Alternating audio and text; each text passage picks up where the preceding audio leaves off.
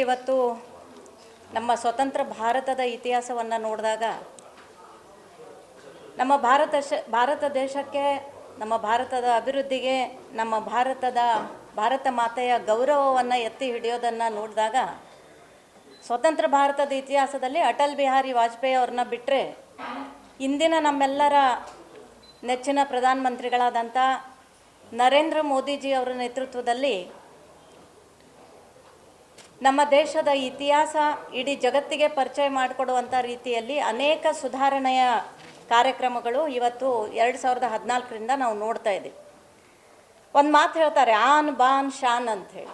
ಯಾಕಂದರೆ ಒಂದು ಭಾರತದ ಆನ್ ಬಾನ್ ಶಾನ್ ಅಂತಂದರೆ ನಮ್ಮ ಭಾರತ ಸಮೃದ್ಧಭರಿತವಾದಂಥ ಭಾರತ, ಆರ್ಥಿಕ ರೀತಿಯಲ್ಲಿ ಮುಂದೆ ಬಂದಂಥ ಭಾರತ, ಅದೇ ರೀತಿಯಾಗಿ ಸಮೃದ್ಧಿಯಲ್ಲಿ, ಸುರಕ್ಷತೆಯಲ್ಲಿ ಮತ್ತು ದೇಶದ ಸುಭದ್ರತೆಯಲ್ಲಿ ಈ ಎಲ್ಲ ಯೋಜನೆಗಳನ್ನು ನೋಡಿದಾಗ ಇವತ್ತು ಯಾವುದೋ ಒಂದು ಕೆಳಮಟ್ಟದ ಆರ್ಥಿಕ ಪರಿಸ್ಥಿತಿಯಲ್ಲಿ ಇರತಕ್ಕಂಥ ನಮ್ಮ ಭಾರತ ದೇಶವನ್ನು ಇವತ್ತು ಪ್ರಧಾನಿಗಳ ನೇತೃತ್ವದಲ್ಲಿ ನಮ್ಮ ಕೇಂದ್ರ ಸರ್ಕಾರ ಇವತ್ತು ಆರ್ಥಿಕ ಪರಿಸ್ಥಿತಿಯಲ್ಲಿ ನಮ್ಮ ಭಾರತ ದೇಶವನ್ನು 4-3 ಸ್ಥಾನಕ್ಕೆ ಎತ್ತಿ ಹಿಡಿದಿರುವಂತಹ ಉದಾಹರಣೆಯನ್ನು ನಾವು ನೋಡ್ತಾ ಇದ್ದೀವಿ.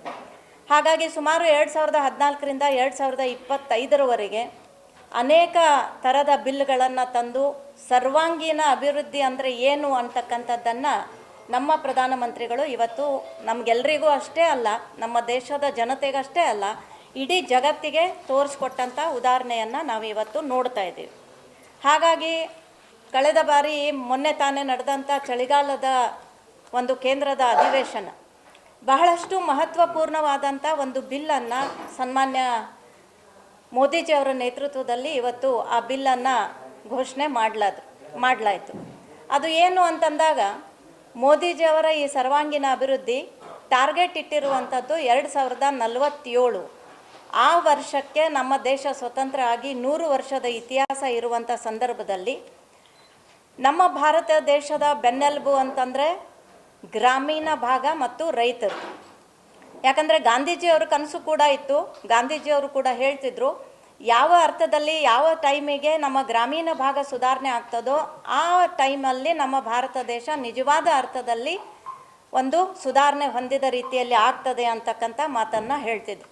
ಅದೇ ರೀತಿ ಸನ್ಮಾನ್ಯ ಮೋದಿಜಿಯವರು ಕೂಡ ಇವತ್ತು ಅನೇಕ ಬಿಲ್ಗಳ ಮುಖಾಂತರ ಇವತ್ತು ಒಂದು ಹೊಸ ಬಿಲ್ಲನ್ನು, ಇದು ವಿಶೇಷವಾಗಿ ರೈತ ಕುಟುಂಬಕ್ಕೆ ಸಹಾಯವಾಗುವಂಥ ರೀತಿಯಲ್ಲಿ, ರೈತರಿಗೆ ಸನ್ಮಾನ ದೊರೆಯುವಂಥ ರೀತಿಯಲ್ಲಿ ಮತ್ತು ಗ್ರಾಮೀಣ ಭಾಗದ ಸರ್ವಾಂಗೀಣ ಅಭಿವೃದ್ಧಿಯ ರೀತಿಯಲ್ಲಿ ಇವತ್ತು ಬಿಲ್ಲನ್ನು ತಂದರು. ಅದಕ್ಕೆ VB-G ರಾಮ್ಜಿ ಅಂತಕ್ಕಂಥ ಒಂದು ಹೆಸರಿನ ಅಡಿಯಲ್ಲಿ ಅದನ್ನು ಹೆಸರು ಬದಲಾವಣೆ ಮಾಡಿ ಒಂದು ಬಿಲ್ಲನ್ನು ಮೊನ್ನೆ ನಾವು ತಂದಿರೋದು ನಾವು ನೋಡ್ತಾ ಇದ್ದೀವಿ. ಇದರ ಅರ್ಥ ಏನು ಅಂತಂದರೆ ವಿಕಸಿತ ಭಾರತ ಗ್ಯಾರಂಟಿ ಫಾರ್ ರೋಜ್ಗಾರ್ ಮತ್ತು ಆಜೀವಿಕಾ ಮಿಷನ್ ಅಂಥೇಳಿ ಇದರ ಒಂದು ಅರ್ಥವನ್ನು ಕಲ್ಪಿಸುವಂಥ VB-G ರಾಮ್ಜಿ ಅಂತಕ್ಕಂಥ ಒಂದು ಮಸೂದೆ ಮಂಡನೆ ಆಯಿತು. ಇದನ್ನು ನೋಡಿದಾಗ ಈ ಬಿಲ್ಲಲ್ಲಿ ವಿಶೇಷವಾಗಿ ಗ್ರಾಮೀಣ ಭಾಗವನ್ನು ಕಾನ್ಸಂಟ್ರೇಟ್ ಮಾಡಿ, ಮೊದಲು ಕೂಡ ನಾವು ನರೇಗಾ ಅಂತ ಹೇಳ್ತಿದ್ವಿ, ಉದ್ಯೋಗ ಖಾತ್ರಿ ಯೋಜನೆ ಅಂತ ಹೇಳ್ತಿದ್ವಿ, ಇದೆಲ್ಲನೂ ಕೂಡ 1960ರಿಂದ ಗ್ರಾಮೀಣ ಭಾಗದ ವಿಕಾಸಕ್ಕಾಗಿ ಇದ್ದರೂ ಕೂಡ ಅಷ್ಟರ ಮಟ್ಟಿಗೆ ಇದು ಅಭಿವೃದ್ಧಿ ಆಗಿರಲಿಲ್ಲ ಮತ್ತು ಎಫೆಕ್ಟಿವ್ ಆಗಿ ಇದು ಕಾರ್ಯ ಮಾಡಿರಲಿಲ್ಲ.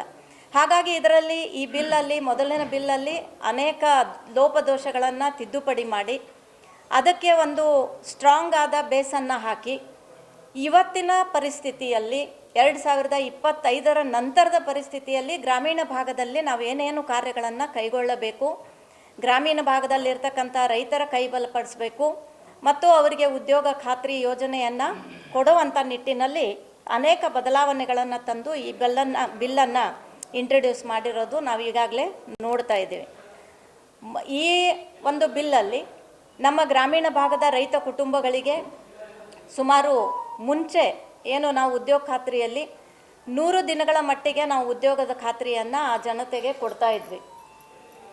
ಆದರೆ ಇವತ್ತು ಅದು 100ರಿಂದ 125 ದಿನಗಳವರೆಗೆ ಆ ಒಂದು ಉದ್ಯೋಗ ಖಾತ್ರಿಯ ಒಂದು ನಿಯಮಾವಳಿಗಳಲ್ಲಿ ಚೇಂಜಸನ್ನು ಮಾಡಿದ್ದಾರೆ.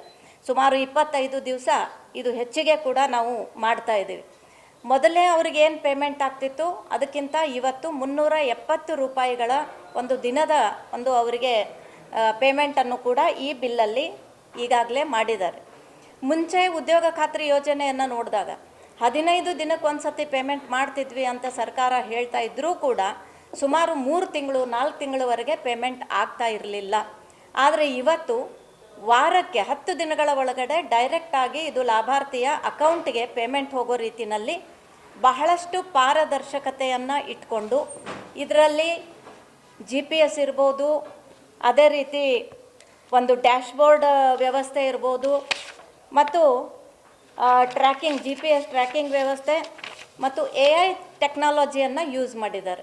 ಈಗ ಬರ್ತಕ್ಕಂಥ ದಿನಮಾನಗಳಲ್ಲಿ AI ಇದು ಟೆಕ್ನಾಲಜಿ ಬಹಳಷ್ಟು ಅದ್ಭುತವಾಗಿ ಎಲ್ಲ ಕಡೆಗಳಲ್ಲೂ ಕೂಡ ಇದು ಇಂಪ್ಲಿಮೆಂಟ್ ಆಗುವಂಥ ಪರಿಸ್ಥಿತಿಯಲ್ಲಿ ಈಗಾಗಲೇ ಕೇಂದ್ರ ಸರ್ಕಾರ ಈ ಒಂದು ಬಿಲ್ ಆಗುವಂಥ ಸಂದರ್ಭದಲ್ಲಿ ಭ್ರಷ್ಟಾಚಾರ ಆಗಬಾರ್ದು, ಇದು ಯಾವುದೇ ರೀತಿಯಲ್ಲಿ ಬೇರೆಯವರಿಗೆ ಲಾಭ ಆಗಬಾರ್ದು, ಯಾರು ಇದರ ನಿಜವಾದ ಲಾಭಾರ್ಥಿಗಳಿದ್ದಾರೆ ಅವರ ಅಕೌಂಟಿಗೆ ಡೈರೆಕ್ಟಾಗಿ ಇದು ಬಿಲ್ ಜಮಾ ಆಗಬೇಕು ಅಂಥೇಳಿ ಇದರಲ್ಲಿ ಬಹಳಷ್ಟು ತಂತ್ರಜ್ಞಾನವನ್ನು AI ತಂತ್ರಜ್ಞಾನವನ್ನು GPS ಟ್ರ್ಯಾಕಿಂಗನ್ನು ಡ್ಯಾಶ್ಬೋರ್ಡನ್ನು ಇದನ್ನೆಲ್ಲನೂ ಇಟ್ಕೊಂಡು ಪಾರದರ್ಶಕತೆಯನ್ನು ಒಳಗೊಂಡಂಥ ಈ ಒಂದು ಸ್ಕೀಮಲ್ಲಿ ಲಾಭಾರ್ಥಿಗಳಿಗೆ ಡೈರೆಕ್ಟಾಗಿ ಅನುದಾನವನ್ನು ಅವರ ಪೇಮೆಂಟನ್ನು ಬಿಡುಗಡೆ ಮಾಡುವಂಥದ್ದು ಕೂಡ ಇದರಲ್ಲಿ ಇಟ್ಕೊಂಡಿದ್ದಾರೆ.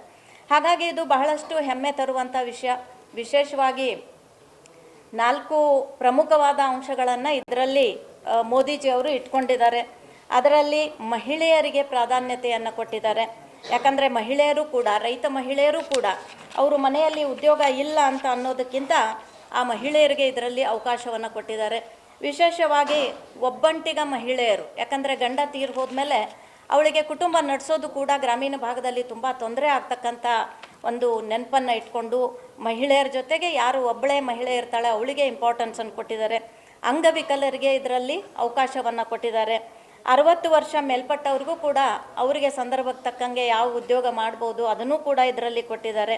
ಮತ್ತು ವಿಶೇಷವಾಗಿ ತೃತೀಯ ಲಿಂಗಿಯರು, ಟ್ರಾನ್ಸ್ಜೆಂಡರ್ ಅಂತ ಏನು ಹೇಳ್ತೀವಿ, ಅವರಿಗೆ ವಿಶೇಷವಾಗಿ ಇಲ್ಲಿವರೆಗೂ ಗೌರವದ ಬದುಕನ್ನು ಬದುಕುವಂಥ ಅವಕಾಶ ಇರಲಿಲ್ಲ. ಆದರೆ ಈ ಬಿಲ್ನಲ್ಲಿ ಅವರಿಗೂ ಕೂಡ ಸ್ವಾಭಿಮಾನದ ಬದುಕನ್ನು ಬದುಕೋದಕ್ಕೆ, ಅವರು ಕೂಡ ಗ್ರಾಮೀಣ ಭಾಗದಲ್ಲಿದ್ದರೆ ಅವ್ರಿಗೂ ಕೂಡ ಉದ್ಯೋಗದ ಖಾತ್ರಿಯ ಒಂದು ವಿಶ್ವಾಸವನ್ನು ಈ ಬಿಲ್ಲಲ್ಲಿ ಇರೋದು ನಮಗೆ ಬಹಳಷ್ಟು ಸಂತೋಷ ಪಡ್ತಕ್ಕಂಥ ವಿಷಯ ಅಂಥೇಳಿ ನಾನಿವತ್ತು ಹೇಳೋದಕ್ಕೆ ಬಯಸ್ತಾ ಇದ್ದೇನೆ. ಅದರ ಜೊತೆಗೆ ಇವತ್ತು